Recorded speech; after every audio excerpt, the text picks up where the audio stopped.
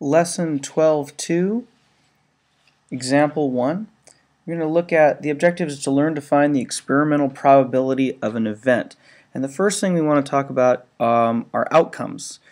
And outcomes are the results of an experiment being an activity involving chance that can have different results. And so let's say we roll some dice, some number cubes here, and we end up with a 3 and a 4. So our experiment was to roll the dice and find out what came up. Our outcome is this one was a 3, the other outcome was that this one was a 4. And I could repeat this experiment, which is known, and every time I repeat an experiment, that's known as a trial. And my outcomes for this trial of the experiment is this cube comes up with a 1, and this cube comes up with a 3. So those are the outcomes. I could also do it with pennies. So I flip a couple of pennies and I come up with an outcome of this one is a heads and this one is a head. If I came up with this way, the outcome would be a head and a tail.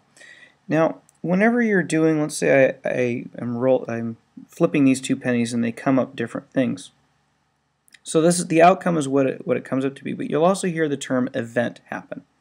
And the difference between an outcome and an event is a set of outcomes. So when we flip two pennies, the outcome is the heads, the outcome is the tails. The event is there's one head and one tail. Let me show you how I would chart this. So you could create what's called a frequency table for this. And frequency just means how often this happens. So the event is I'm flipping pennies, and I could come up with a head and a head. Each one of these is an outcome. Each one of those is an outcome. But doing both of them makes it an event. I could also come up with a tail and a tail. Again, each one of those is an outcome because each penny could be either head or tail. Doing both of them together, the outcomes make an event. I could also come up with either a head and a tail or a tail and a head. So all of these different possibilities here are outcomes. And let's say I flip my pennies and I come up with two tails. So I have that one, and I do it again and I come up with a head and a tail.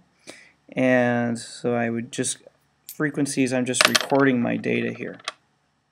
Head and a head. So that happens one time. I do it one more time and I get a head and a tail. And this is how I could record that for an experiment.